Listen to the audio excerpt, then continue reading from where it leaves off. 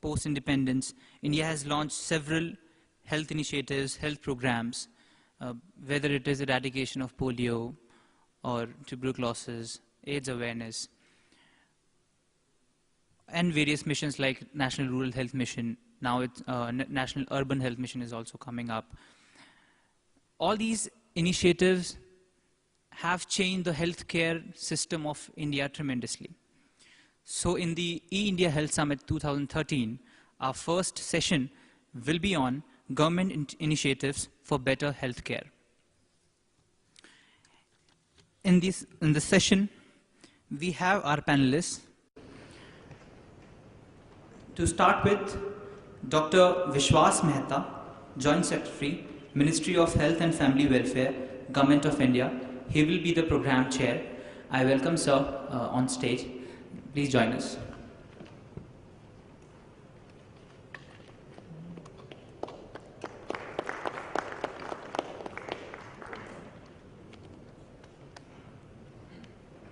From his very busy schedule, sir has taken out time for us.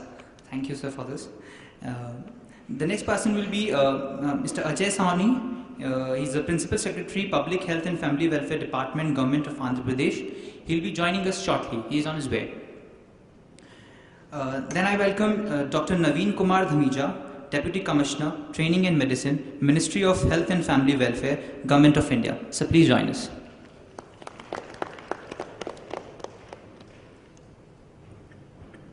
Professor S.K. Mishra, Head Department of Endocrine Surgery, SGPGI, Telemedicine. Sir, I invite you to the stage.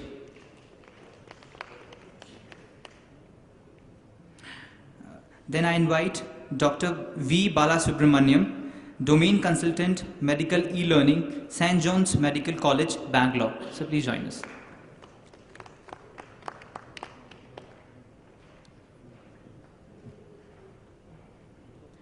With this, I hand over the podium to Dr. Vishwas Mehta to chair the session. Dr. Mehta.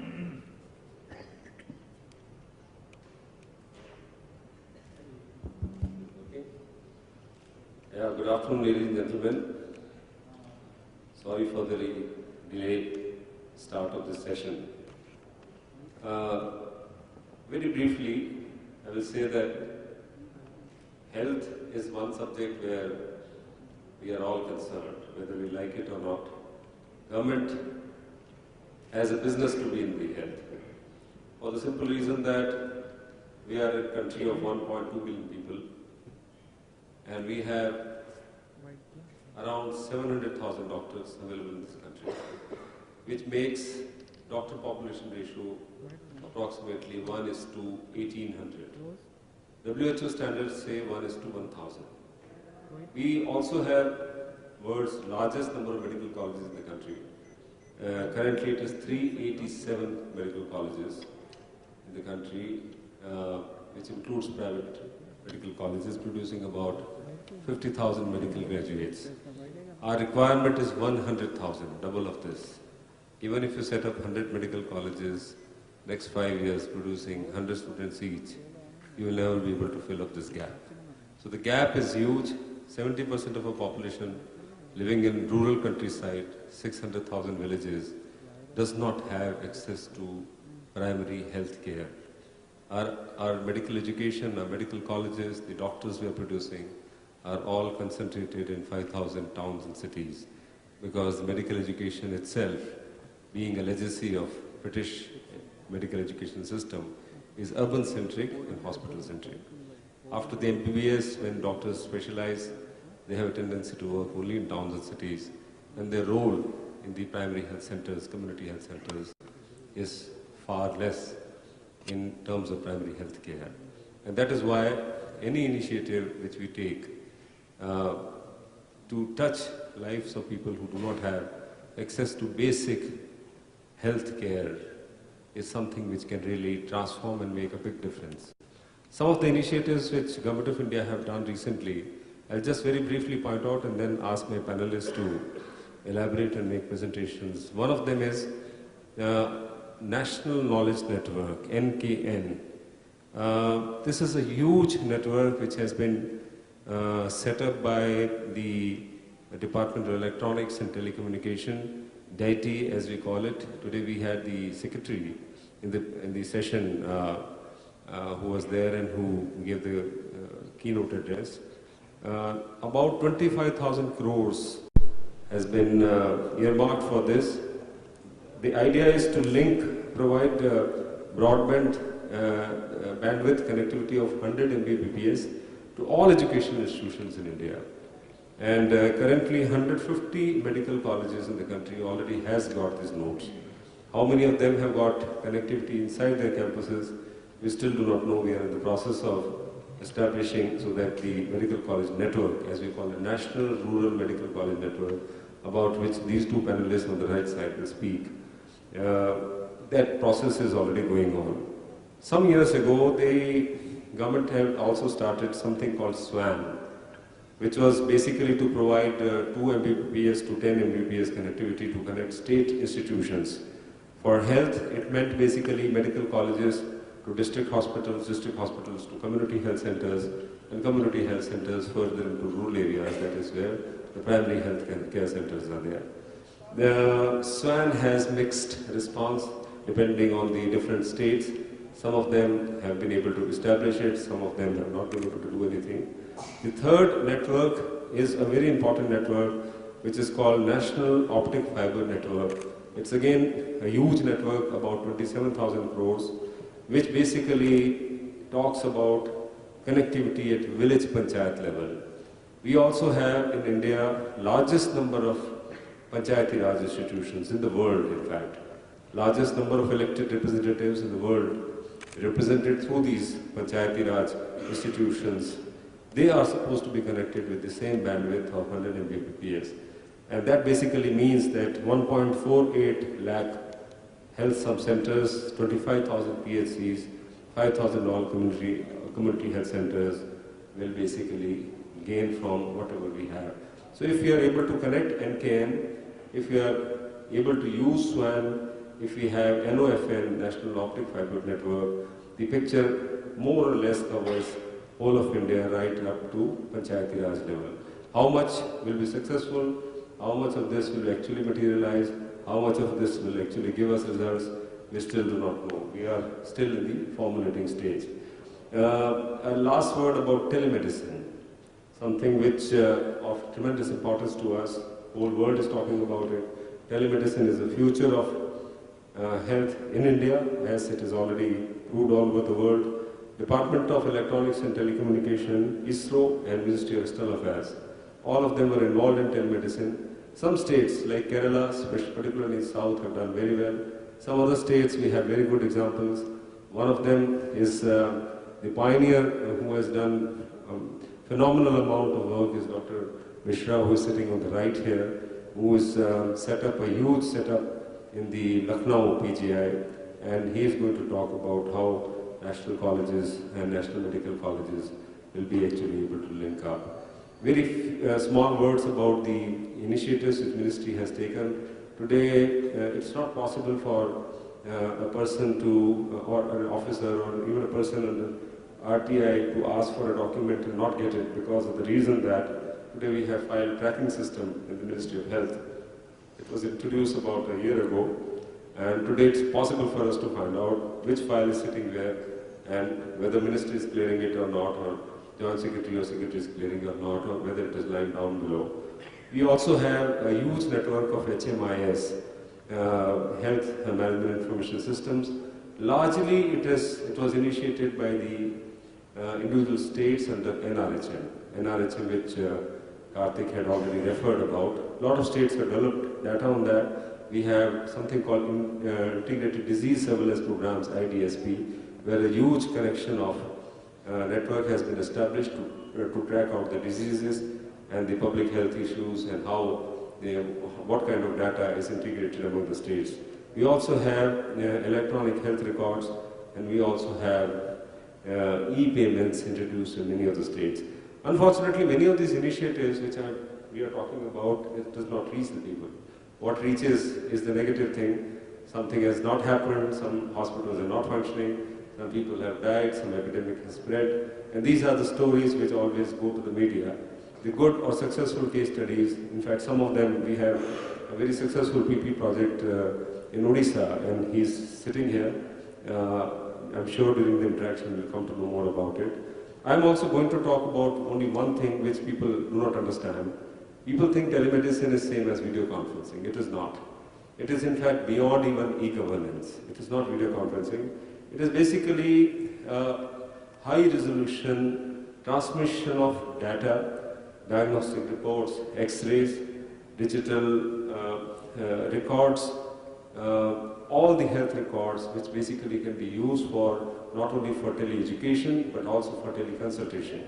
And we are going to talk today about tele-education, we are going to talk about continuous medical education, we are going to talk about digital libraries, we are going to talk about virtual classrooms, we are going to also talk about National Rural Telemedicine Network, we are going to talk about mobile health, how mobile telephone can be used more and more into this.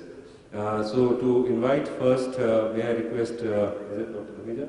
Dr. Dhameja to please take. I request panelists to take initially about 10 to 12 minutes, and depending on the response then we'll keep the floor open for discussion in the last. Thank you.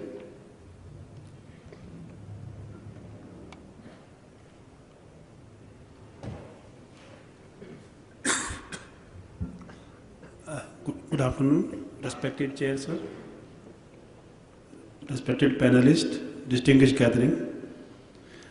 On behalf of Ministry of Health and Family Welfare, I'm going to talk about telemedicine scenario in India and the initiatives of Ministry of Health and Family Welfare, Government of India. My presentation would have introduction, current scenario, initiatives, the telemedicine deployment in India, health education, content delivery, skill enhancement and healthcare outreach services project, that is what we shortly call as National Medical College Network, and then the conclusions. If you look at the Indian demography, I don't want to go more into detail, but we have a huge population of 1.2 billion in 3 billion square meter area with 29 states and 6 territories. We have more than 70% rural population, but medical experts are available in 70% of urban, not rural. If we look at the potential of ICT to improve the healthcare, then we have 74.4% literate population. And as per the TRIA January 2013 records, we have about 893 million telecom subscriptions. We have 159 internet service providers in India, and we have 137 million internet users as on June 2012 data. Over 900 million users, second largest mobile users in the world we have in India. If you look at evolution, starting from 1996, the first indigenously developed hospital information system software was developed by CDEC Noida, SGPGI Lucknow. Then we further moved in 1999 to telemedicine technology and pilot deployments by DIT, Ministry of Communication Information Technology, AIIMS at New Delhi, PGI Chandigarh and SGPGI Lucknow. These 3 institutions were taken into. SATCOM-based telemedicine deployment by Department of Space, Indian Space Research Organization was done at Apollo Hospitals at Arakunda. 2001, we have telemedicine network involving these 3 premier institutes, AIIMS at New Delhi, Chandigarh and Lucknow. And we had a first national conference of Telemedicine Society of India in 2001. Further on, till 2007, we saw major changes evolving out of it. That was major medical institutions started some telemedicine activities and deployed hospital information system. We had SATCOM-based telemedicine node across by ISRO at various places. We had IDSP, as Sir has just told, launched by MOHF in 2004. And we had MOHFW constituted an Indian task force in 2005. We had a steering committee, we had working group, we had standardization group, and then operational group constituted at that time. And first time in 11th 5-year plan, the Planning Commission approved a budget head as e-health including telemedicine. And then we had tele-ophthalmology projects, tele-onconet and onconet project by Ministry of Health and Family Welfare. Further down, 2009, we had National Rural Telemedicine Network supported by Ministry, and we gave for pilot projects to all the states in the country amount of more than 50 lakhs and 1 crore depending on the state to start some pilot projects in telemedicine. 2010, we conceived the project idea of having National Medical College Network. Then 2012, we had electric EMR standardization initiative, and the draft is on the website of the ministry. And 2013, now we had first phase of NMCN project under process implementation, where we are going to establish one NRC, 5 RRCs, DR site, and 35 medical colleges connected in first phase. Later on, we'll go further. Details will be given in the times to follow. And now the pilot project of NRTN under NOFN is run in 3 states, in Tripura, Andhra Pradesh, Visakhapatnam district, Tripura North Tripura district, and Rajasthan, Ajmer district. The primary health center or the CHC is connected to the medical college, and the telemedicine, teleconsultation, telefollow-up activities are going on in the pilot project. It will be formally launched maybe next month, but the trial runs have been done. Agencies, we have Ministry of Communication Technology, we have Health and Family Welfare, ISRO, and even Ministry of External Affairs has done Pan-Africa and SAARC networks, where African countries and SAARC countries are connected, together with various premier institutions of the country. And various state governments and medical institutions, whether public or corporate, have taken various initiatives in telemedicine area. Various indigenous technology pilot studies were done. I mean, CDAC has done so many. These are all softwares which have been developed by these institutions. The DAITY, the Ministry of Communication Technology, has done a lot of R&D leading to integrated telemedicine system. That pilot deployment has been done. Tele-oncology, radiology, and software system for tropical disease was developed, and cancer screening for follow-up using telemedicine in a bus. Standardization activity in e-health and telemedicine activities were done. I have given the links. Anybody can access the details with the links down below. If you look at operational part, the national program, we had SATCOM telemedicine network, teleophthalmology network, cancer network, and IDSP. States, we had under NRHM, a lot of e-health and telemedicine initiatives in various states. The major actions have been taken by UP, state of Odisha, Maharashtra, Tripura, Assam, Punjab, and Himachal Pradesh. The institutes sponsored the government or corporate. We had AIMS, PGIMR Chandigarh, GPI Lucknow, CMC Vellore, AIMS Kochi, SRMC, Apollo, Narayana, Arvind Netralaya, Shankara Netralaya, and Mohun Diabetes, etc.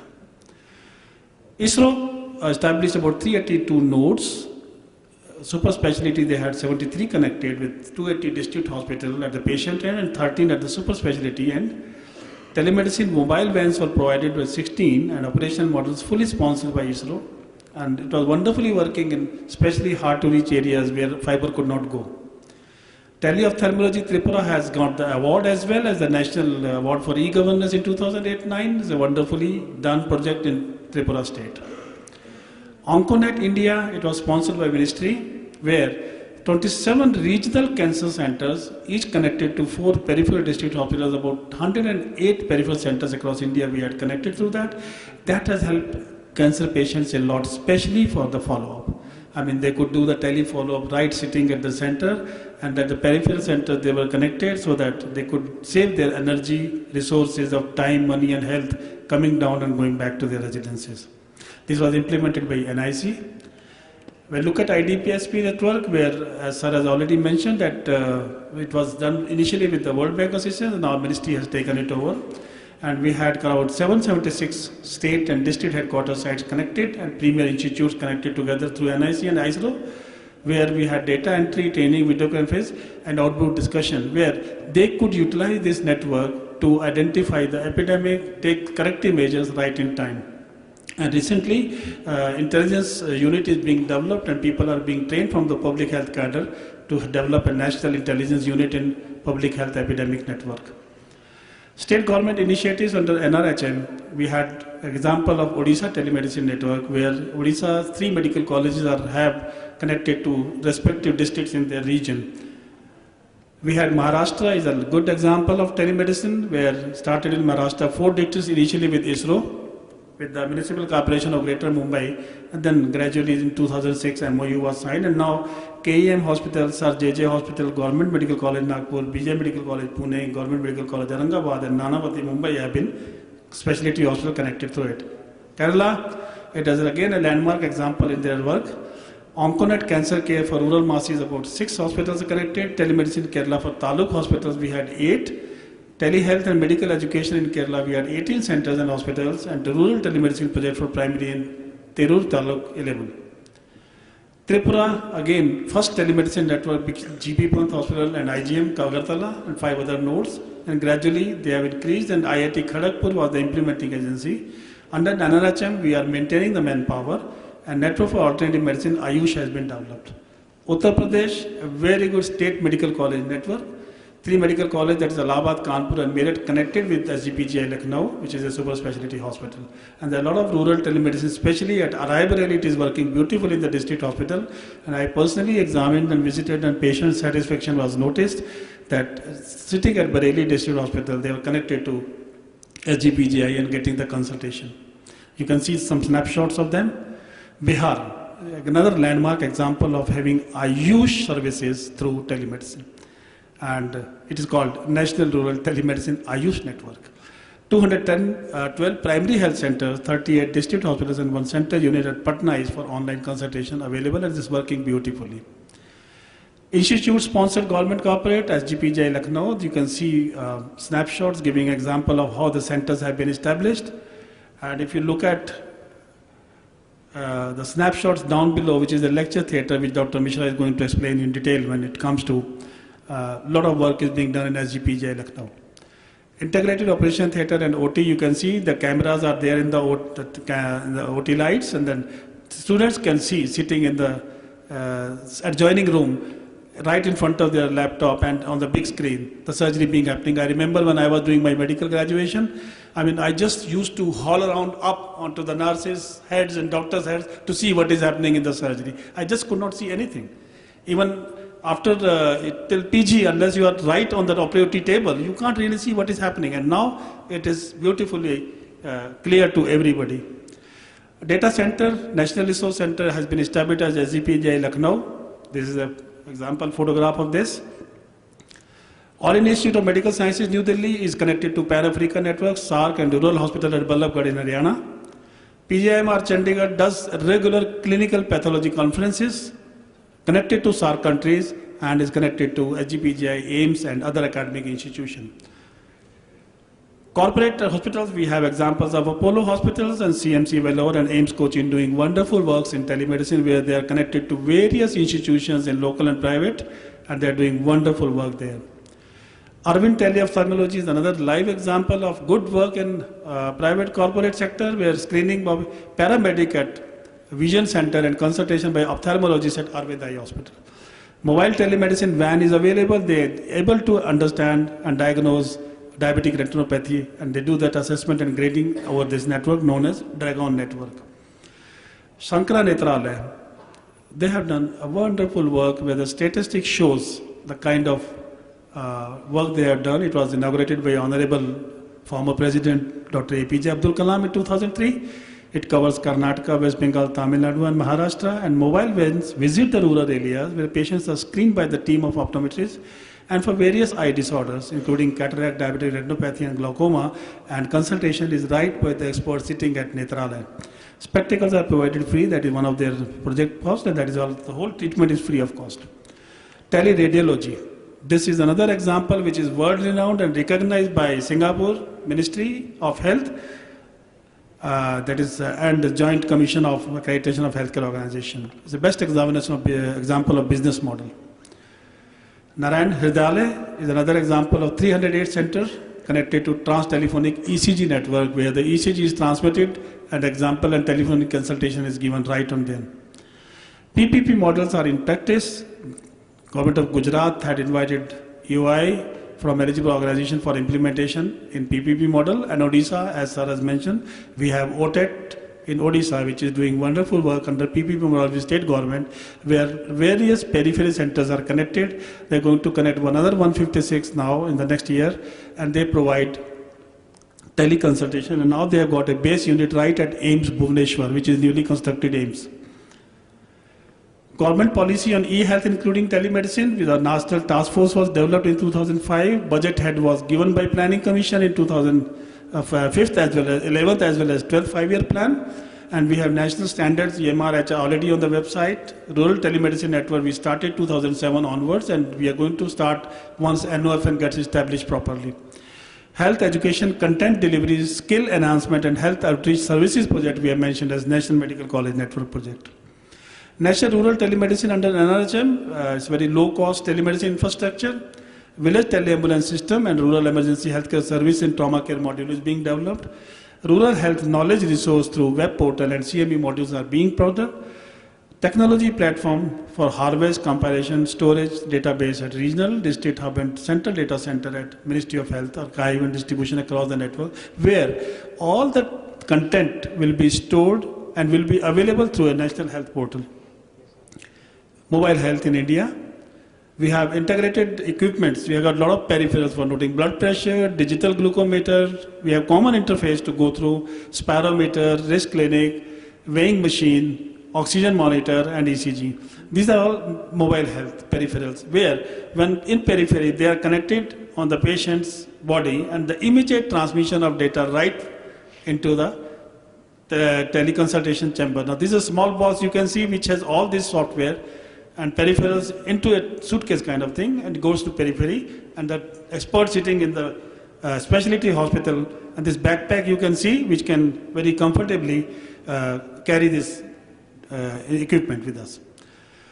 DRDO developed another kit which is capable of having 12 lead ECG, blood pressure monitor, respiration rate, heart rate, SpO2 and body temperature.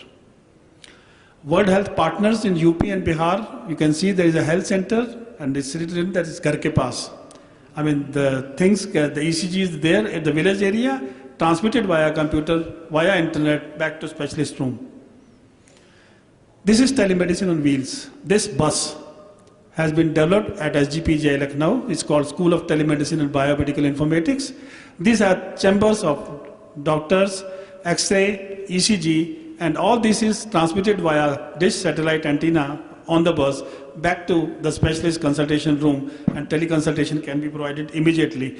And nonetheless, outside area of the bus is also not spared. A huge screen is put, which is used to give tele-education to public, as public health education is given basically in the form of IEC.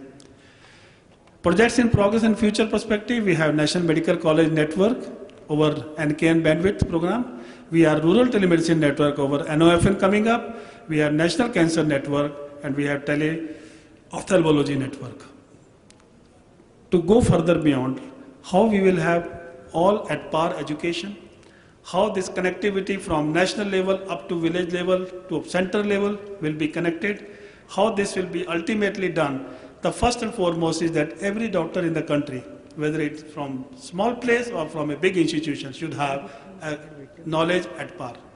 To have that, we are going to have National Medical College Network and other things. For that, I would invite my legend and emeritus chief in country for telemedicine, Professor H.K. Mishra.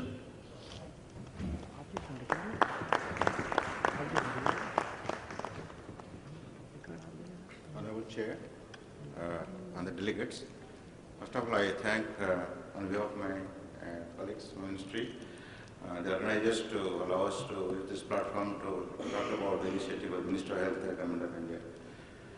So after the initial part of the presentation, I will be covering the current project of ministry, that is writing over the National Knowledge Network, which the chair has already told you about, to develop a network of the medical education institutions.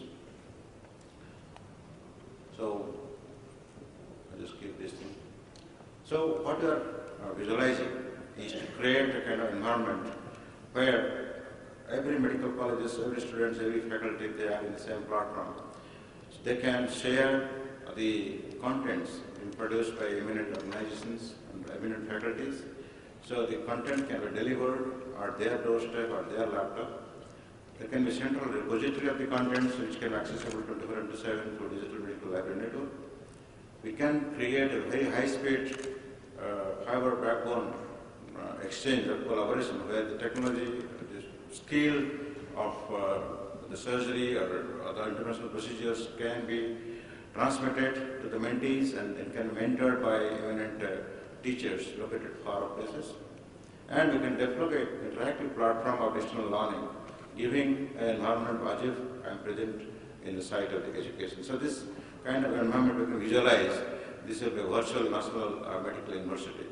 So with that kind of feeling, that what we expect, that we'll have a virtual classroom in each and every medical institution, and where there will be facility for video conferencing and real time, and multiple institutions are present at the same time, and can be also in one-way mode by webcasting or streaming, or there can be a repository at central and regional level which is accessible to each and every learners involved in the healthcare business.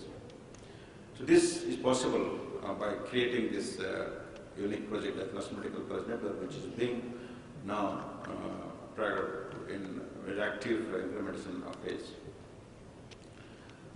So this is a network which is a secure network. As you know that these are patient-related information. In medical education, patients are all educational material. So any data related to patients are very secure. So we have to build this network with the highest security level available currently, that is IPv6 compatible network riding over the national knowledge network, wherein each medical colleges are being provided more than 150 at present, 100 Mbps of fiber bandwidth, and some of these tertiary level institutions like PGI Chandigarh, AMS, like ours in Lucknow and CMC are provided 1 gigabyte. And with the option of riding over to 10 gigabyte, and the medical colleges will come up to 1 gigabyte depending on the application as you go along. So with that kind of scenario, you can imagine in a couple of years' time, this project will come into being. So in this project, what we are looking at is setting up what Dr. Ramesh has already said, a National Resource Center which has already been operational at HPJ Lucknow, where a big infrastructure has been created with the support of the Ministry of Health of the Government of UP. About 30 crore was spent to create a 4-level building of 25,000 square feet air conditioned covered area, different laboratories and different workplaces. This has been designated as a National Resource Center for this project by the Ministry of Health and Family Welfare, and funding has been provided to sustain the activities and the infrastructure. Then 5 regional resource centers are getting now already being decided to be set up, and they have in the different process of funding been released to them, again to sustain their infrastructure, and they'll get funding to act as a regional level resource to support medical colleges in that region. So if you see here in the next slide that I highlighted the PGI Chandigarh territory. It is the state's medical colleges located in the states of Jammu and Kashmir, Himachal Pradesh, Punjab and Chandigarh UT itself. All those things are covered by the resource center located at PGI Chandigarh. So they will be responsible not only creating resource, also they will be responsible to mentor these organizations. Similarly, the All Institute of Medical Sciences is the next resource center which will cover up the central states and also some of the northern states like Uttaranchal and Rajasthan, Madhya Pradesh and Chhattisgarh. Then the resource center which is being created in the National Resource Center in HPJ Lucknow will also cover up the Uttar Pradesh state as well as Bihar, West Bengal, Jharkhand, and Odisha and Chhattisgarh. Chhattisgarh is in AIMS. Then another resource center will be created at Negrims, which is a central medical institution located in Shillong. So they will take care of all northeastern states medical colleges. Then the Pondicherry, Jitmore Pondicherry, and this will cover up southern states, Andhra Pradesh, Karnataka, Tamil Nadu, and Kerala. Then the regional center KEM, Bombay, will cover up western states, Gujarat, Maharashtra, Goa. And also some of this, of course, there are no medical colleges in Lakshadweep, other thing, but those things also will be covered up by resource centers nearby. So this kind of regional presence of resource centers will cover up the entire country, and the government also has a vision to create resource centers in big states as they get along. So today it is 5, tomorrow it will be 15, depending on how the states are performing. This is very important to create resource centers because they will have the know-how and expertise to mentor medical colleges in that region. So the system has been designed in such a way that it is taken into the requirement of the users. The users are the medical students, the medical faculty, the nursing students, the dental students, all those people who are involved in the healthcare business. So they have to be educated and skill has to be imparted to them. So we have undergraduate lecture series. For that, we have created the virtual lecture theatre so that faculties from one particular medical college can fill the gap of absence of faculty in another medical colleges. So the lectures can be shared. Remote participation of the professional doctors in the continuing medical education and skill share among the health professionals. All these are the health professionals I told you. And massive open online courses. Today you must have heard about the MOOC. This is an educational revolution going on around the world. Massive online open course. So those things are also practicable when you are ready with our contents. Then carrying out structured skill-based online courses, that is also possible, and online certification courses are possible. So many things are possible, it just depends on how much you can carry out. The technology is there to provide support. So some of these snapshots I have taken to show you how this medical college network is going to really come into place with the infrastructure of workplace that is created. So this model has been taken from the EP Medical College Network, which was first to develop this kind of network from funding of the Government of India Ministry of Health, where this is the medical college in Allahabad, you can see here. So how the entire classroom of 250 capacity, as you know, the capacity of the students have been increased by the Medical Council of India. So we expect around 200, 250 major medical institutions where you can find a big screen is rolled down in front of the existing blackboard, which after the video conferencing the screen goes up and the blackboard can be used. And there are multiple visualizations available in the entire hall in the side panel, so that people sitting in the back seats can look at those high resolution HD monitors with digital speakers around and with high-end video conferencing system available. We can get to know the lectures or the procedures happening in other medical institutions. So this is a hub in the lecture theatre which integrate all those peripherals. And the tele-CME facility where is located usually in the hospital complex where the professional doctors are there, like people who are doing post-graduations. So there they not only take part in the continuing medical education, they also take part in the teleconsultation and tele-follow-up procedures. So in this facility we should have the similar kind of display systems and high-definition video conferencing systems which will enable you to access contents from far places in a good resolution. So here it is an example of, again, Allahabad Medical College where you can find a high-resolution display along with the video conferencing system and all kinds of facility to digitize your content, whether it is X-ray or CT scan, you can digitize this, pathology slides can be digitized, so all these contents can be created and shared with the other institutions. This is the environment of digital medical library. The current medical college library of Allahabad Medical College, enclosure has been created to create 20 stations to access this online contents. Nowadays, you know, many of these contents are available free of cost, open source. Like you go for a surgery, just type in Yahoo, you find all kinds of surgery available online free of cost. So if you have a high bandwidth available in the medical library, so you can have those contents available free of cost. Besides that, when the medical college network comes up, all the resource centers will create all those skill-based courses and keep it in the national eSemi portal, which will be accessible to the students in the medical college. So this network will ride over the NKN. As I told you, the NKN is a high-speed network fiber, which is monitored at the central level at Delhi and managed by the NIC in 24/7 basis. And these bandwidths are flexible. They are going to give you whatever bandwidth you want, and you just have to decide what kind of content you want to write over the bandwidth. And this is also integrated to the campus network, so you can create a kind of a network. You integrate with NKN. Every student in their home at the hostels also can get this high-speed network. So it is very important to think of integration of your existing network along with the NKN so that you get maximum benefit out of it. Now you imagine that in any medical institution you will find 3 islands, and as you know that in medical colleges, the lecture theatre is one place, the hospital one place, library at one place.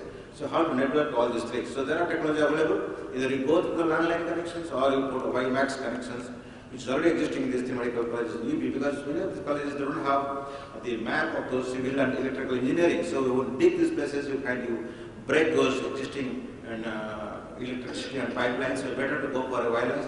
So what you are planning is wherever the maps are not available, we will go for completely wireless, so you avoid digging and damaging the existing structures. So this is possible. Technology is available now. You can see here how this WiMAX connectivity has been created there. where the towers have been created, and at one point the NKN fiber is dominating, and the other locations are sharing the same bandwidth in the time sharing basis. So you find this national medical network hierarchy that you are creating here, which is a very, very flexible, interoperable network, with a highly secure network with IPv6 architecture. And when it exists, you will find we can get absolutely seamless connectivity wherever we are located. Even you can connect to every overseas institutions through this network. I don't want to go to complex and nitty-gritty of this technology, but you can imagine this is going to come in a very short time. And here you find this kind of environment. I'm giving some of the snapshots which is already being done in our institutions, and where you can find similar kind of scenario you can find in the all medical colleges. Multi-party conferencing, discussing a case, discussing problems, or discussing some of this complex environment of planning, or you can teach nursing skills. So this is kind of displays you can find in medical colleges. Medical students, doctors are all in the same time zone. Patients, even a child, it's so cooperative here, you can see the picture, he is explaining his problems. So this is all possible because they are watching a television. For them it is just television.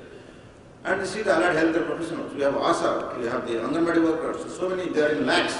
How to make them skillful is the only way to really make them skillful through this telepresence environment. Anything happening in any institution, whether it is CGR happening in HPJ Lucknow or SCPC happening in PGI Chandigarh, which everybody can access. And some of these countries are very unique. In the CPC is only happening in PGI Chandigarh. So why the other institutions will be devoid of lacking those access? We should have it. And not only this kind of things are happening in our country, we are also helping the SAARC countries under the SAARC collaboration of international affairs. We are also helping out the Pan-African countries. About 47 countries out of 53 are being networked with 12 super specialty institutions in our country. So our knowledge also benefiting in the countries having low resource. So you can imagine how this network has the power to share your skill. Wave studying. Nowadays, the medical representatives, they don't visit with your doctors, giving them pamphlets. They transmit it to the streams, so that they don't have to physically visit to the hospitals. So there are doctors, there are experts coming from US, they are not coming physically visiting India. They are just from the US, they are transmitting their contents. This is a scenario where you can see here, the surgeon is watching the surgery, at the same time he is doing his work in the office. So it is possible, the surgeon may not have to go to the theatre when it is not required. In a surgical procedure, he can save some time till he is required in the theatre. So it is possible if you can develop a network in the hospital and watching your student doing it and doing your own work and you go to the theatre with the time permit. So this is possible inside the hospital and outside possible. That is the technology of internet protocol and network. This is another concept that we are bringing in. All these resource centers and other medical colleges should create their knowledge and skill and they store in their own institution. And it is possible to network all those storage and creating national portal. So it is a HPJ knowledge park, tomorrow it can be AMS knowledge park, tomorrow it can be SCMC knowledge park. All those knowledge parks can be shared. So all these streams of knowledge and come to the ocean of knowledge in the country, which will share not only in the country but also in overseas also. And you can see in a couple of years' time, these kind of models that is existing in the HPJ Lucknow may come up in other institutions also. So this is a high-end virtual classroom. We can make a straight-down versions, and so you can see the environment is going to be like this, where multiple cameras, multiple display replaces the blackboard of today. The theatres that Dr. Dhamija has told you, studying in the gallery, not looking at the patient, looking on the green mask of the doctors and nurses, will be replaced by the actuals happening in the surgery, that is through these technologies, through these cameras, high-resolution cameras, and also high-speed network. Not only these surgeries are seen by the same students, also seen by students across the country. This is all possible through telepresence technology. You can design such kind of workplaces. This is magic. These are all our indigenous knowledge. This kind of environment is to buy from the foreign countries. There are many vendors. It costs 4.5 crores. We created in 70 lakhs rupees. So just imagine 70 lakh one-time investment, but for lifelong we are creating an environment for teaching. So in a hospital, we can create this inter-hospital network and getting attached to all those facilities and taking a kiosk to the OPD, running a virtual OPD along with your physical OPD. So all these things are possible, and the same time of the surgeon and physicians is shared in the OPD complex without putting an extra burden on them. So to conclude, we find several initiatives done by several agencies that have just been enumerated by Dr. Dhamija, and they are important in need of evaluation. Now ministry is thinking we have to evaluate all those initiatives, because tomorrow planning commission is going to ask If you ask for more money, tell us what you have done. So that is now the Minister of Health's top priority agenda. So to evaluate all those things happening and continue the activities that is going to happen now, we have to think of the capacity building. We have to run courses. Today we do not have any course, whether diploma or MD or MS, anything like that. We have started a course in Lucknow ICPJ, diploma course. We have been asked several questions, who recognize this course? We have hit all the agencies, UGC, AICT, everybody, ICMR, MCI, everybody says no, it's not our domain. So sir, we are here today, we have to think of these things. We have to teach people, we have to teach students, nurses, everybody, and create courses of this kind, and so that people are knowledgeable enough to take care of these programs. We have to address the legal and ethical issues. All these things have been apprised to the ministry and they are taking up these issues. Important aspect is sustaining telehealth programs. Many agencies have started the program, pilots, but most of them are facing threats to close down. So that is again has been brought to the notice of the authorities in the ministry, how to bring in the cohesion. They are already in the pipeline. All the silos will be broken and they will be all in the integrated environment. We have now models of PPP, the need of scaling up those things, and we have to promote mHealth. Today, as you saw, the power of mobile technologies is so much. We can address many of the chronic disease management. You know, this year the WHO has announced hypertension is a digital year. Can you imagine hypertension, which all of us know about it, and many of us suffering it, and we know this can be addressed by just a mobile phone. So that is possible for chronic disease management. We have to think about that. And lastly, you know, the 2015 the deadline of UN to achieve the Millennium Development Goal in the health. There are 3 points in the health to be addressed, and you know, technology is the only thing which will only achieve, will be able to achieve MDG in health, provided we adopt it. So thank you very much for your kind attention. These 2 presentations from the ministry. Thank you, Dr. Mishra. Now I request Dr. V. Balasubramanian to please come and address.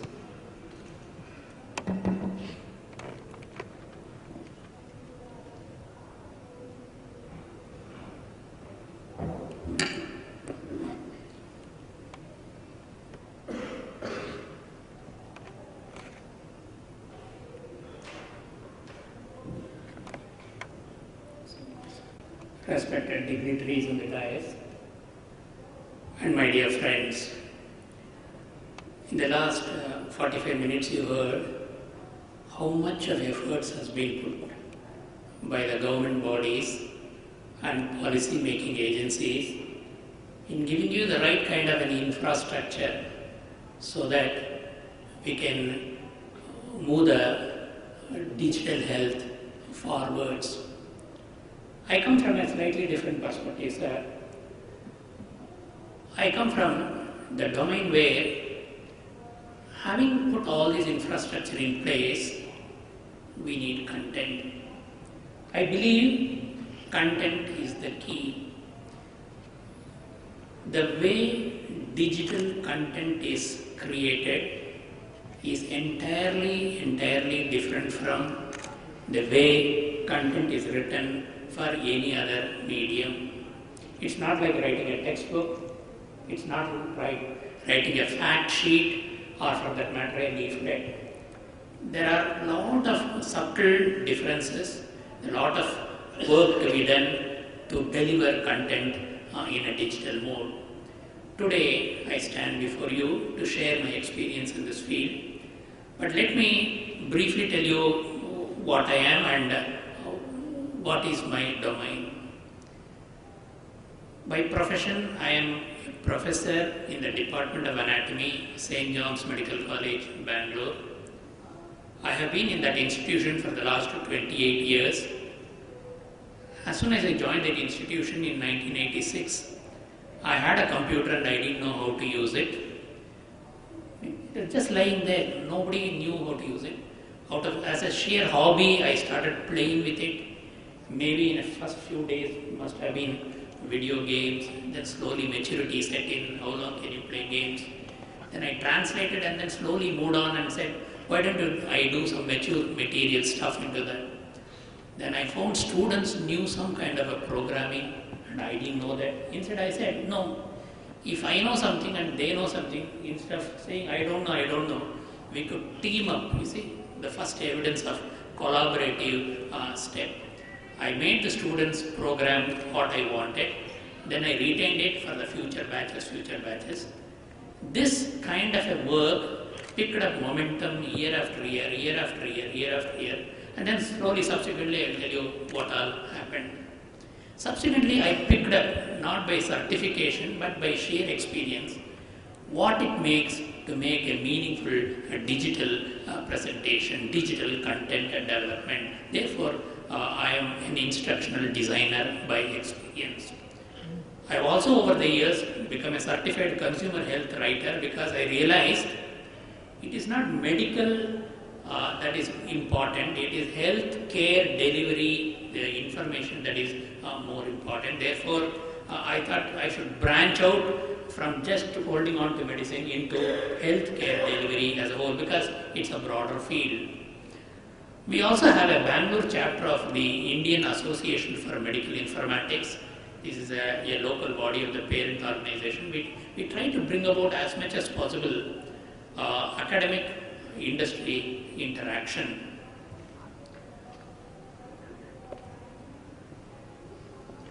As I said earlier, such a huge work, you heard my previous speakers, cannot be done by one individual. You need teamwork, you need groups to do it. This was sometime in 2000 when I realized that there are other like-minded teachers, industry people who would like to take this in a similar line as my thought. I collaborated with the industry and we brought out a project by this name.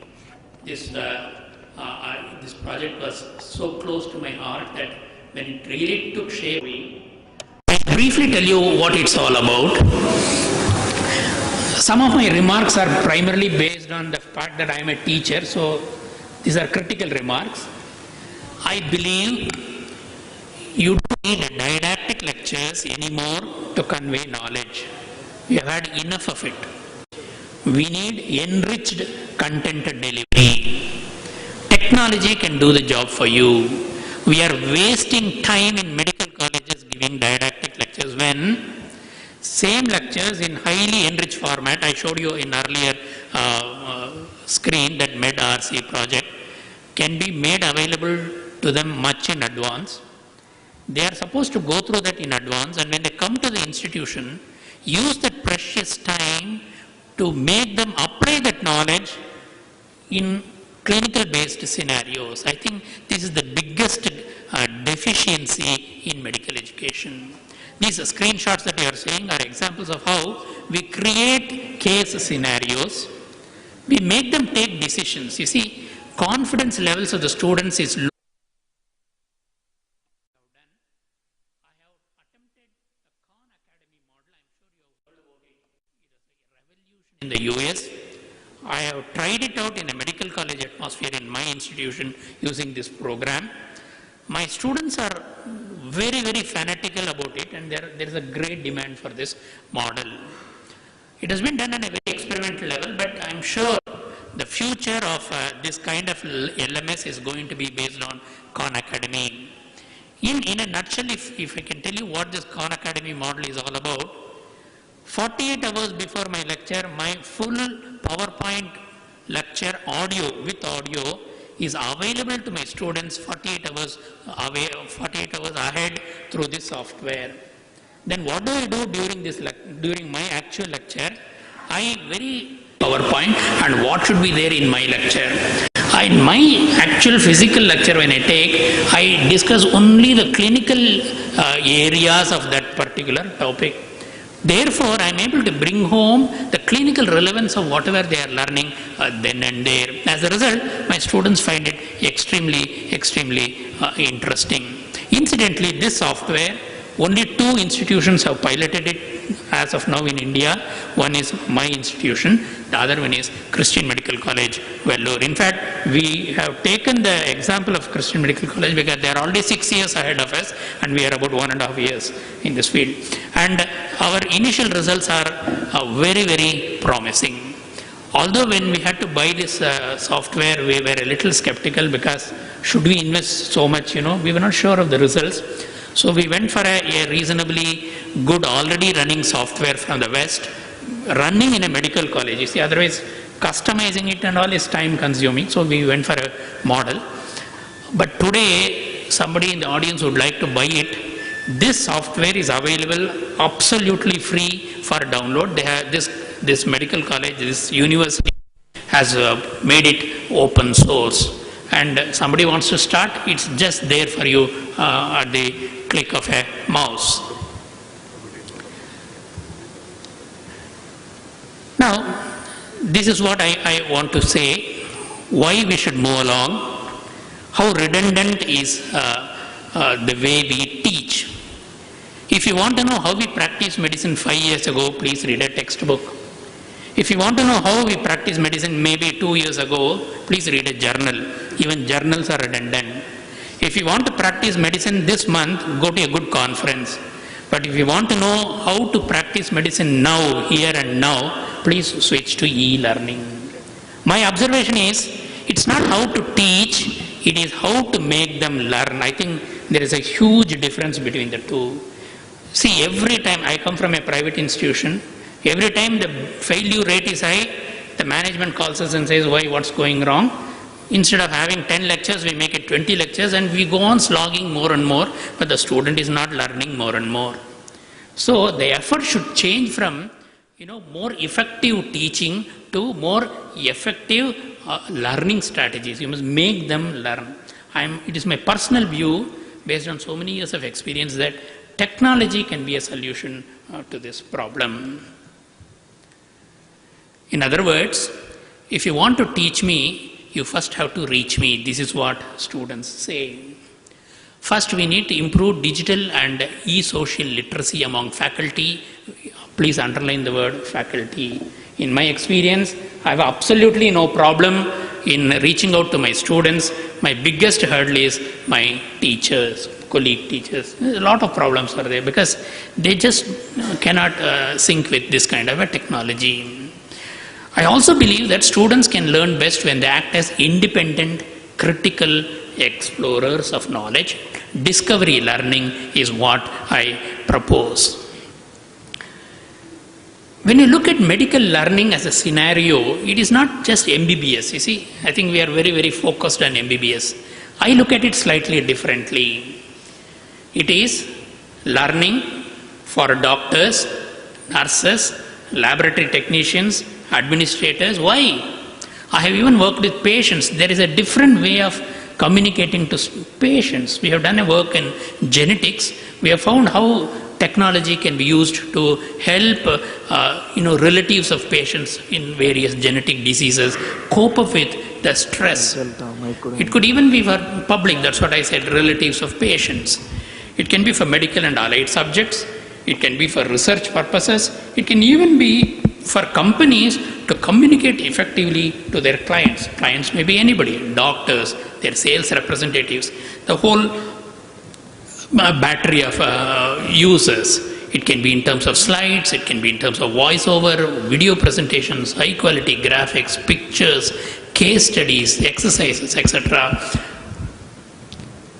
Of which I feel the maximum demand is doctor to patient, because it's the most popular domain in medical e-learning. Abundant content is available in web-based, CD-based, DVD-based and other media, of course TV also. And for those of you who are investors here, revenue models are beginning to warm up with reasonable levels of profitability in this area. However, non-profit models, universities and government bodies are doing a great job, not only across the world, but as you heard, in India also. Medical Council of India has introduced credit points for doctors for updating their knowledge. This has come as a good stimulus, but unfortunately at the grassroots level it hasn't really percolated, except maybe states like Maharashtra here and there. But this is something that needs to be pushed a little strongly. These are some of the popular topics where you will see tremendous work related to e-learning that's going on across the world. But that doesn't mean, e-learning is only for healthcare topics. There are plenty of focused topics, As Sir a little while mentioned, MOOCs is one such example where very specific topics are available, where online education systems are available. Therefore, I have given a classification here on two different areas, general topics and focused topics. You will realize the human body is the most curious information box for the public, and therefore, no matter what, even for the silliest of the disease, they would like to look up the net to find out information. As responsible doctors and citizens, it is our duty to give them just not content, but also meaningful, authentic, in other words, correct content to the patients. This is the reason why I have put this slide. I have already mentioned about the future of MOOCs. I agree with Professor Saroj Mishra on this matter. There are a lot of websites coming out with this last topic, namely, be your own doctor. You know, how to manage asthma on your own, how to manage diarrhea on your own. Basically, small tips and tricks. It doesn't go into extreme granularity of the topic, but then there is a scope for developing content in these lines. There are a number of authenticating agencies who are giving very good content for medical professionals. This is why this slide has been put up. There is even a distance education program in medical education offered by a few universities like this. Until recently, it was believed that medicine is a skill-based science, and there were arguments like, what can you teach online? But when you scan the net, you will see there are hundreds and hundreds of topics which are beginning to emerge depending upon the local requirements. This is one of the slides that depict it. Like, for example, an introduction to chest radiograph interpretation of ECG, etc. Even the World Health Organization has got some amount of e-learning courses that shows that the level to which e-learning is coming up to the level of professionalism. There is an academy by this name, Free Open Access Medication. It's an organization. I would suggest you could go through this website for more authentic information. It's a collaboration. It's a consortium approach to provide authentic medical information to anybody who seeks it at any level. There is a new concept in e-learning called rapid e-learning. Now, I have very deliberately brought this slide for this audience because it is generally believed that e-learning involves huge expenditure and things like that. But then rapid e-learning is a miniaturized version of e-learning, where it is a production process of creating e-learning content quickly and effectively without having to use overtly complicated software or programming techniques. I would like to end the discussion with this slide with the note that this doesn't mean that this should replace the sophisticated delivery mechanisms. No, but if you want to make a beginning, I think you should start with rapid e-learning. If the way I go about giving opinion on e-learning is, I tell them, tell me what you have. I go to various institutions and I give guest lectures. I ask them, tell me what you have. I will tell you how to convert it into e-learning. If they say PowerPoint, I say more than enough. I'll tell you how to do it. So what I'm trying to say is, don't accuse your institution or your management telling this is not there, that is not there, particularly government institutions. It's always better to light a candle than curse the darkness. Thank you. Thank you, Dr. Balasubramaniam. We have one more speaker, but I'm afraid we are running out of time. Do we call him, Karthik? It's already 3:30 and we have not opened for discussions. 5 minutes. We have Dr. Sunil Gavaskar, Medical Officer in Tamil Nadu Health System Project. Can you make it quick in 5 minutes, Dr. Sunil? Yeah. And then we'll have about 15 minutes discussion. All right?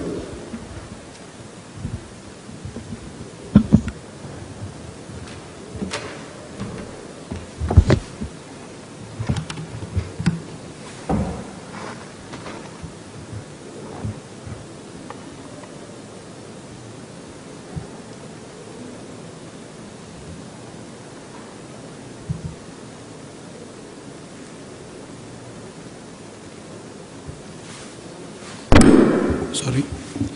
Good afternoon, everyone. I'm Dr. Sunil Gavaskar, Medical Officer from Tamil Nadu Health System Project. I'm presenting this topic on behalf of my project director, Sri Pakanj Bansal. This is about the e-health initiatives that have been started in Tamil Nadu that are now being the healing hand for the patients. We have a three-tier system, the tertiary, secondary and the primary care. This Tamil Nadu Health System project supports the secondary care level of hospitals mainly, though it extends hands to other level of cares also. Tamil Nadu has got 32 revenue districts, but some of the districts are divided into for EC health administration. There are 42 health unit districts. These are some of the vital statistics. These are the IT initiatives that are currently there in Tamil Nadu. The health management information system, which itself has got other components like hospital management system, management information system, college management system. And there is a pregnancy infant cohort monitoring system, which is the forerunner for the MCTS, maternity child tracking system. Dr. Muthulakshmi Reddy maternity benefit scheme, which is unique for the state of Tamil Nadu. And the Chief Minister Comprehensive Health Insurance, which covers below poverty line people. And we have the State Health Data Resource Center, which is going to collaborate all the health data that are collected at the state of Tamil Nadu.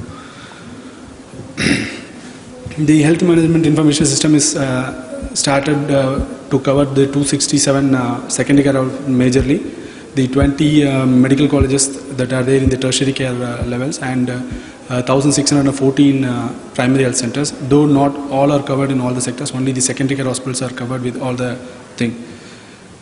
This is a 126 crore project funded by World Bank on a reimbursement loan basis.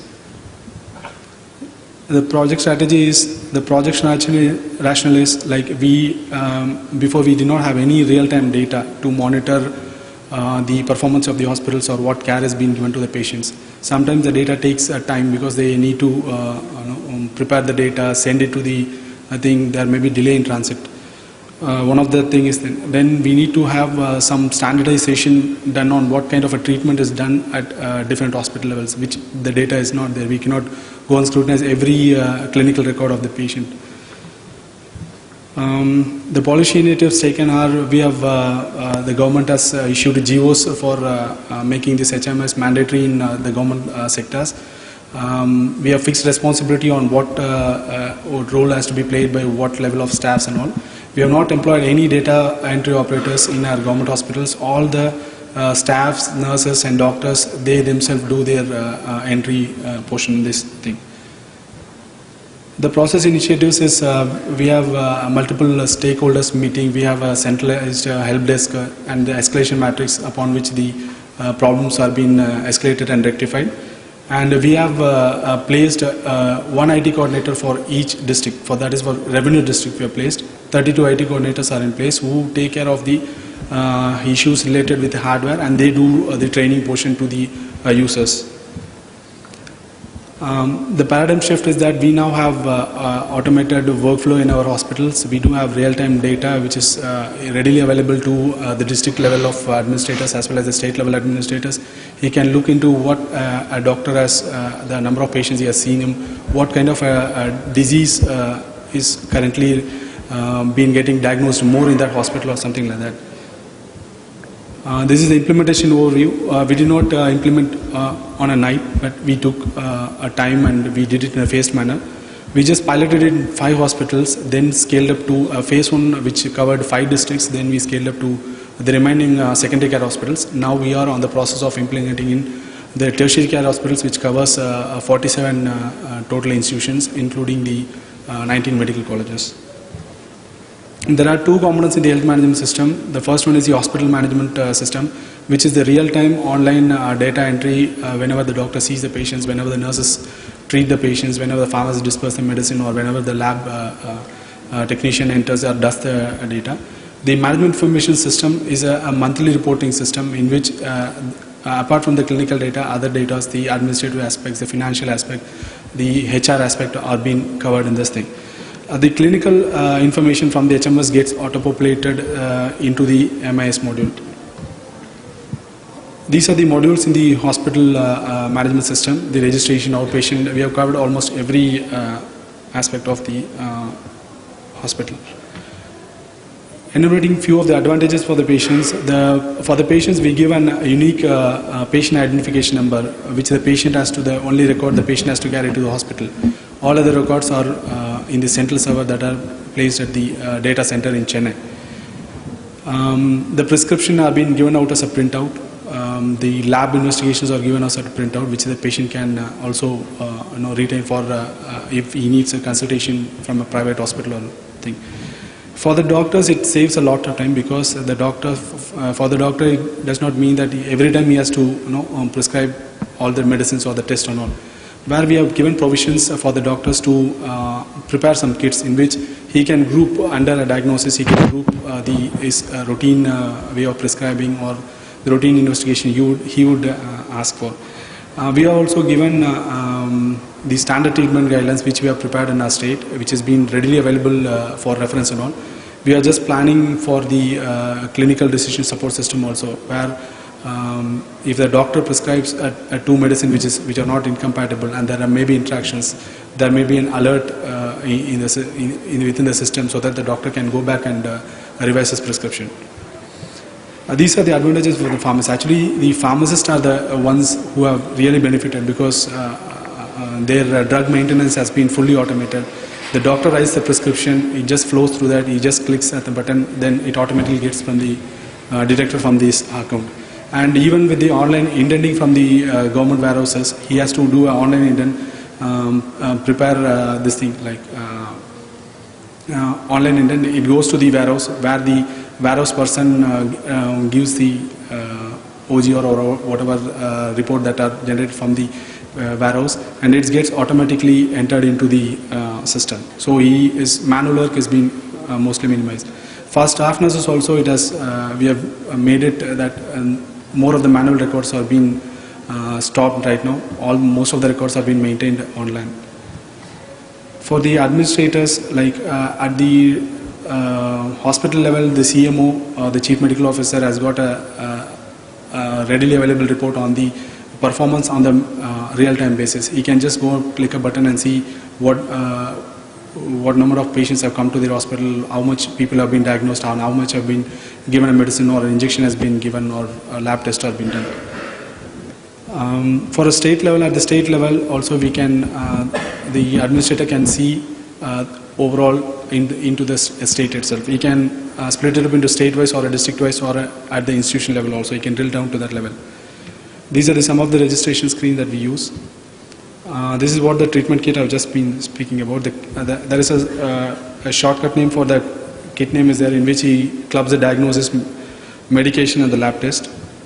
And this is the standard treatment guidelines for ready reference. This is a stock view screen for the pharmacist, in which it gives alert on the expiry date, low threshold level.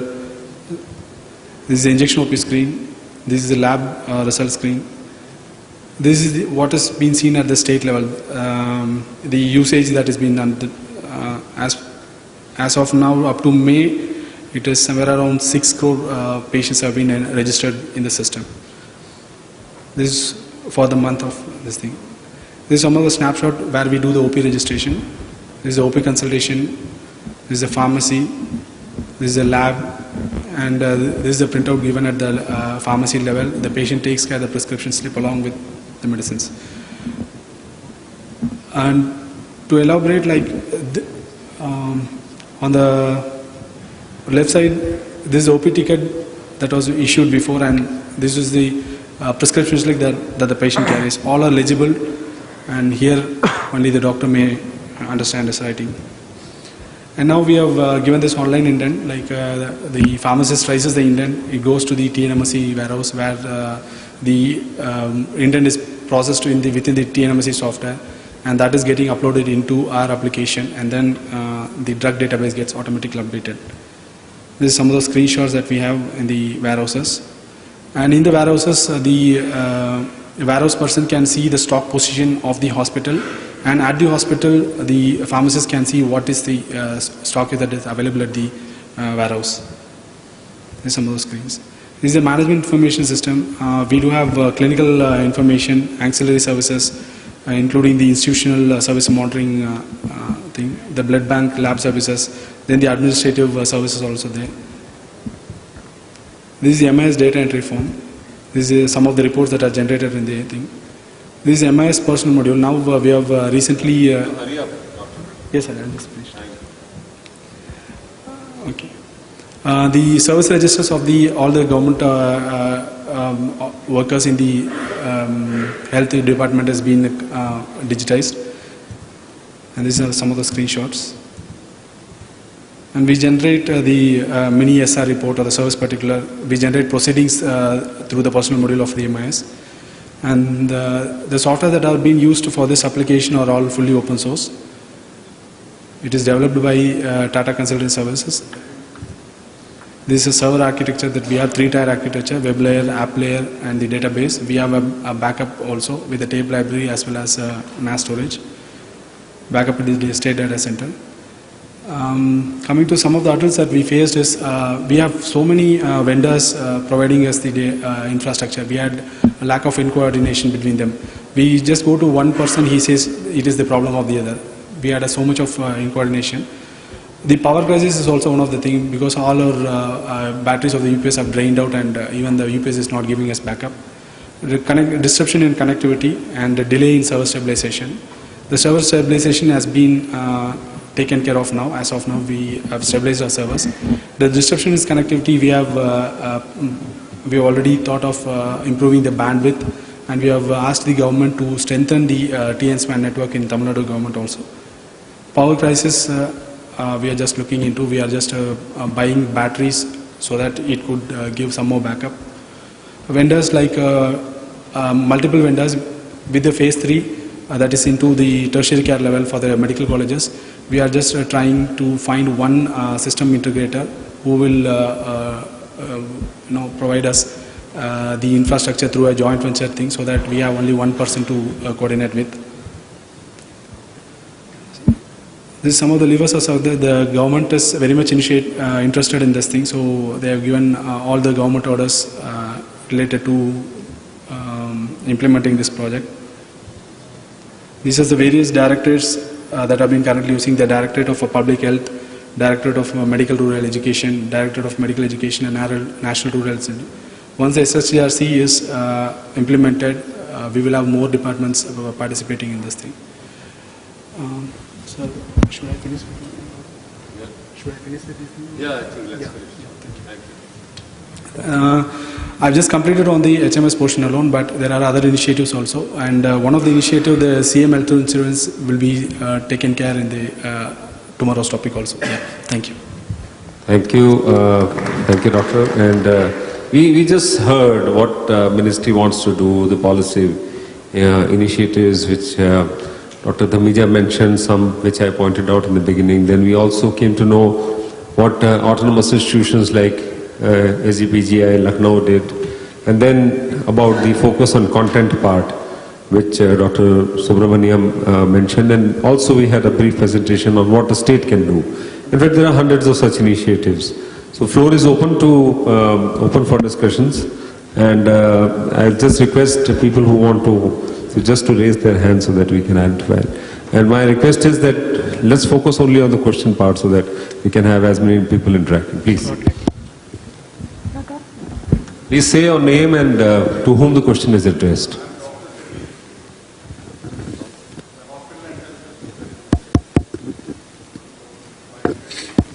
Hello.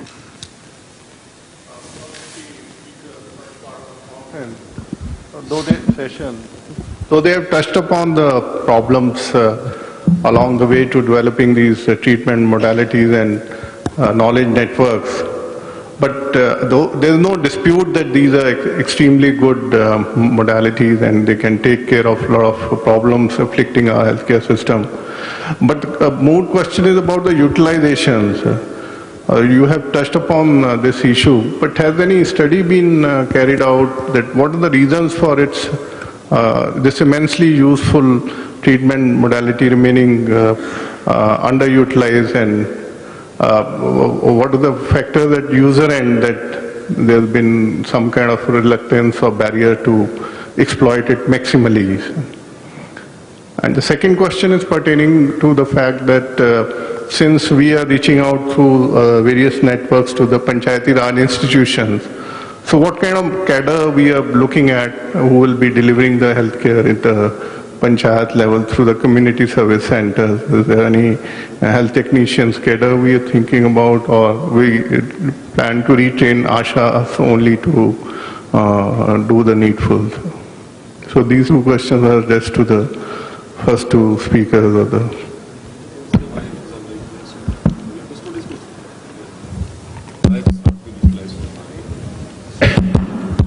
Yeah, I mean, you have been participating in many of the events earlier also where we discussed this issue of underutilization of the resources that is available. You see, it's just like, you know, buying a car, but you don't have drivers. Because the entire telemedicine business or e-health business or technology-aided health business is to find out driver, and there's leadership required in particular organization to drive in. So whether you have a e-health infrastructure, for example, you have HMI system in the hospital, but doctors are not ready to enter in the electronic medical records. So how the system is going to run? So naturally, you have to bring in that change environment in your institutions. So this is lacking with the particular institutions. So if you take a case of ISRO deployment, because that is one of the best example, where ISRO deployed the systems in different state government institutions, and therein no mechanism of kind of, you know, technical support, even no technician are provided by the ISRO project. So naturally the medical colleges or the medical institutions wherever posted, they didn't have any resources to employ a medical professional by hiring them. So existing resources were utilized. Naturally, so there is a problem. So these are the points. I think if you do macro analysis, you'll find the infrastructure are not used to the maximum because of the lack of support mechanisms, one of the things, lack of sustenance mechanisms. For example, today's UPS has gone out of order or the battery has consumed, there is no way to replenish it. So due to technical factors, one of the reasons why it is not being utilized properly, because the system doesn't work after a certain period without a sustenance mechanism. Then lack of attitudes to adopt those systems. Like if doctor doesn't want to take a teleconsultation, you cannot force them. It takes 2 seconds to refer to so-and-so hospital rather than sitting in front of a system and talking to the remote doctors. Third, I think, medical community always quote this model. We are really too much of egoistic. I always think the best. I am the best in the world. I do not need a consultation from another one. With due respect to doctors' colleagues in this audience. So that has to go from here. There's always somebody better than me. I cannot be expert in everything. So there are human factors, and I must say that technical factors are very minimal. Human factors are more. And third is the policy issues. Unless we have a system to support, by deploying the telemedicine by so-and-so agencies are not going to work. I think now we are in the very kind of systematic way of approaching from Minister of Health to address these issues so that the utilization is to be ensured. As you have heard from my presentation, the Minister is very serious about evaluating the systems. So today we don't know actually that why the particular system doesn't work. We do not have official record. So those things, I think in the future, I think all your questions are very pertinent, and this will be addressed once the policy issues are there. Just to supplement to what Dr. Mishra said and your question about ASHA role, who will be at the periphery and all this, I want to clarify you one thing. The system of working for the health sector is that we have tertiary care hospitals or specialty hospitals, then we have medical colleges. Then when we come down to districts, we have district hospital, then we have sub-district hospital, then we have CHC, Community Health Center, then we have PHC, Primary Health Center, then we have sub-center in the village. Asha is an accredited social health activist. She is not an employee of Health Ministry or the system. She is a lady of the village, catering to a population of about 1,000, wherein she is paid for all the activities she performs as a link between community and the health services. The frontline worker in the field is at the sub-center level is A&M. These facilities will not be, the teleconsultation at the moment is not being envisaged to give to A&M. We are coming up to CHC, district hospital, and up to primary health center where medical doctors are there. Now the issue of consultation between these medical doctors honoring the specialist advice from the higher centers in a return back mode after the connectivity is achieved, it will come gradually over a period of time. Why it is not happening is, again, as Dr. Mishra has clarified, scarcity of staff, trained, skilled people, and then availability at the medical colleges, where we were discussing a while ago, incentivization has to be taken care of, payment has to be taken care of. There are many states who allow private practice, there are many states who don't allow private practice. So every state's system is different. There cannot be a general answer for one question. Every state-specific, district-specific replies are different. So we are trying to understand the whole scenario. And initiative what we have taken, the first initiative, we have asked every state to have a state nodal officer for telemedicine, which was not existing anywhere, so that at least we know whom to talk to, who will be implementing what we say and what ultimately comes out. Then we have asked every medical college to have a nodal officer, so that they will organize a schedule of experts to be made available in rotation for teleconsultation at the remote places. And then, according to that schedule, the teleconsultation, telefollow-up will happen. This is how, we are trying to make an effort to solve this issue of not getting organized, because system is not in place. So we are trying to make a system in place. I hope I clarified that. Any other questions?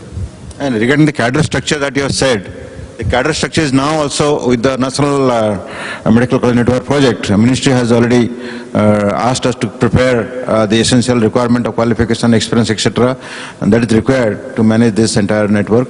So from the top level down below level, the cadre structure is getting created in the health and telemedicine. Yes, there will be additional cadre, and somewhere there may be a similarity or merger, something like that. But the additional thing is we have to really train the people who are already working in the medical institution. That is very important. So besides this cadre structure, this is the first time that is taking place. This is one of the policy issues that ministry has introduced. Yeah.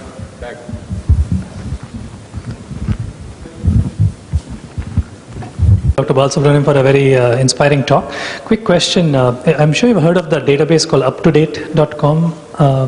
It's a US-based Harvard instituted medical database, which is actually a point of care database. So if I had a clinical question, I'm a physician at Apollo Hospitals, pulmonary and critical care doctor.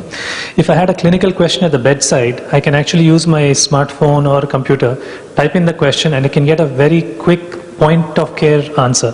Now that kind of database actually is quite expensive in the Indian setting. They actually have a branch in India, but it's still quite expensive. So I think the need of the hour is probably academic institutions in India to Indianize those databases and drop the cost down, because they also track the number of hours you spend on it, so you actually get automated continuing medical education hours. So something like that will be very useful at the point of care. Yes, I that certain amount of Indianization is required, but the issue is such good databases, the purchasing power in India is very low. We need to keep that in mind.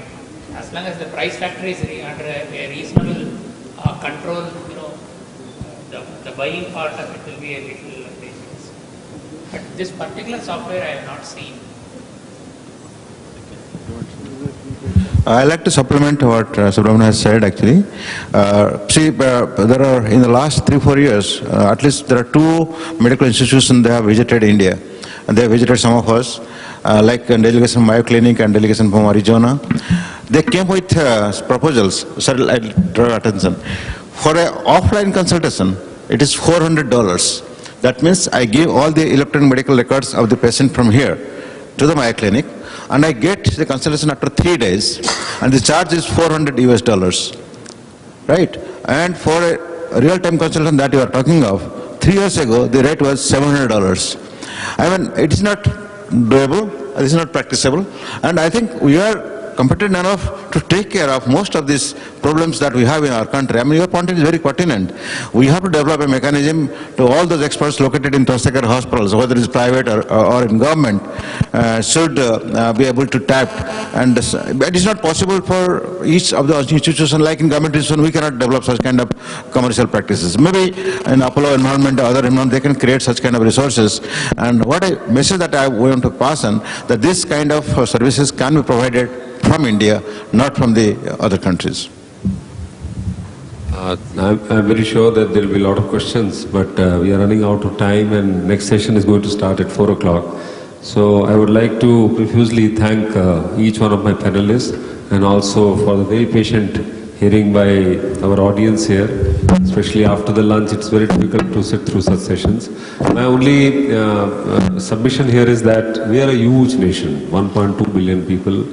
We have huge problems, and I'm very sure if we have problems, we have solutions too. We should not become cynical. Let us not always criticize what we are trying to do.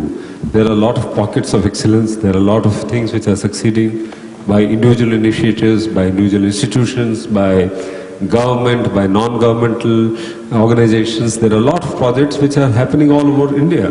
Only thing is, unfortunately, being a huge country, we are not able to project them as one. But there are very good examples which can actually make us each feel proud of what is happening even in this field of e-health and e-governance. So let us accept some of them, let us try to replicate some of them, let us try to be less cynical, and let us try to accept that, you know, the huge infrastructure which is coming up and the huge talent which we have in this country, especially the young people who are more and more getting interested in these kind of initiatives, will certainly make a difference in times to come. Let us stop criticizing that, you know, nothing is working in this country. I do not subscribe to that view. What we are doing today, tomorrow somebody else will be following it up. Thank you very much, and thank you very much for the organizers. Thank you very much, Karthik, for giving us this chance to have this beautiful panel discussion. Thank you very much.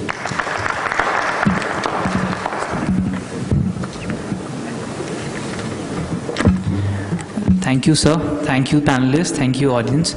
I would like Mr. S.K. Mishra, Professor S.K. Mishra, to give a memento of thanks to Dr. Mehta.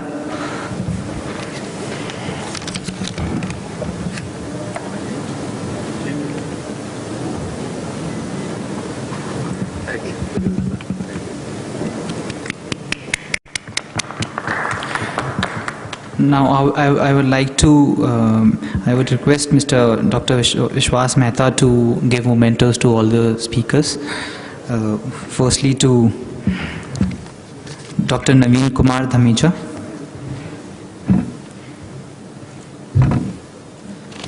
Please give a big hand. Professor S.K. Mishra. Dr. V. Balasubramaniam. And for Dr. Sunil Gavaskar from Tamil Nadu, thanks a lot for sharing the initiatives in Tamil Nadu.